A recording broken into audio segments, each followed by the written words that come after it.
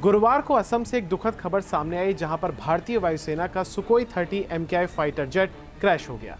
यह लड़ाकू विमान नियमित प्रशिक्षण के दौरान क्रैश हुआ है, जिसमें विमान में सवार दोनों पायलट्स की मौत हो गई है। इनके नाम स्क्वाड्रन लीडर अनुज और फ्लाइट लेफ्टिनेंट पूर्वेश दुराकर थे।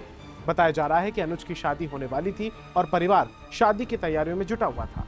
भारतीय वायुसेना ने भी निधन पर शोक जताया है। हालांकि ये पहली बार नहीं हुआ है जब Su-30 MKI क्रैश हुआ हो। अब जानते हैं कि हादसा कब और कहां हुआ। दरअसल विमान असम के कार्बी आंगलोंग जिले के पहाड़ी क्षेत्र में उड़ान भर रहा था।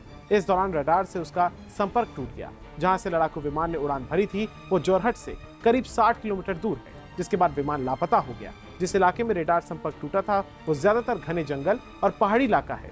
पीआरओ के मुताबिक फाइटर एयरक्राफ्ट एक रूटीन मिशन पर था जब वो रडार से गायब हो गया। मीडिया रिपोर्ट्स के हवाले से यह भी कहा जा रहा है कि भारतीय वायुसेना की सर्च एंड रेस्क्यू टीम ने सैन्य और पुलिस प्रशासन की मदद से देर रात लगभग 1 बजे मलबा खोजा था। इस हादसे पर रक्षा मंत्री राजनाथ सिंह ने भी दुख प्रकट करते हुए लिखा है, स्क्वाड्रन लीडर अनुज और फ्लाइट लेफ्टिनेंट पूर्वेश दुरागकर की निधन से अत्यंत व्यथित हूं। राष्ट्र के प्रति उनके साहस और सेवा को हम सदा गौरव और कृतज्ञता के साथ याद रखेंगे। अब आपको बताते हैं कि सुखोई कब कब क्रैश हुआ है। दरअसल सुखोई 30 MKI भारतीय एयरफोर्स के front line multi role fighter aircraft में से एक है। युद्ध के दौरान दुश्मनों को मुंहतोड़ जवाब देने वाले इस विमान के क्रैश से जुड़ी हुई कई घटनाएं भी सामने आई। मसलन अगस्त 2019 में एक Sukhoi 30 MKI routine training mission के दौरान असम में तेजपुर के पास धान के खेत में क्रैश हो गया था। हालांकि तब दोनों पायलट सुरक्षित निकलने में सफल रहे थे और बाद में उन्हें बचा लिया गया था।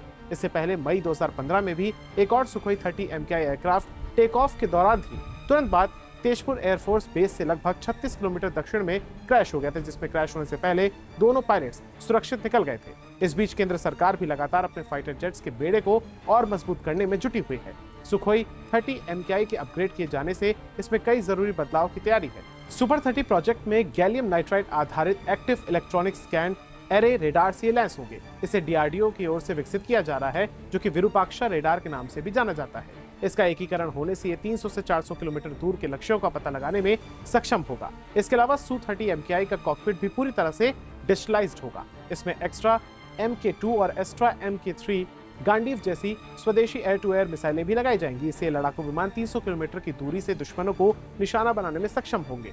ऐसा इसलिए किया जा रहा है ताकि सुखोई के अपग्रेडेड वर्जन से पाकिस्तानी F-16 जैसे प्रतिद्वंदी विमानों के संभावित खतरे को बेअसर किया जा सके। वायुसेना ने घटना की पुष्टि भी कर दी है और मामले में जांच के आदेश भी दे दिए हैं। जांच टीम फिलहाल ये पता लगाने की कोशिश कर रही है कि आखिर ये हादसा किन परिस्थितियों में हुआ होगा। तो कैसी लगी आपको जानकारी हमें कमेंट सेक्शन में बताइएगा। इस वीडियो को ज्यादा से ज्यादा शेयर कीजिएगा और हमारे news channel Bharat buzz live को सब्सक्राइब कीजिएगा। धन्यवाद।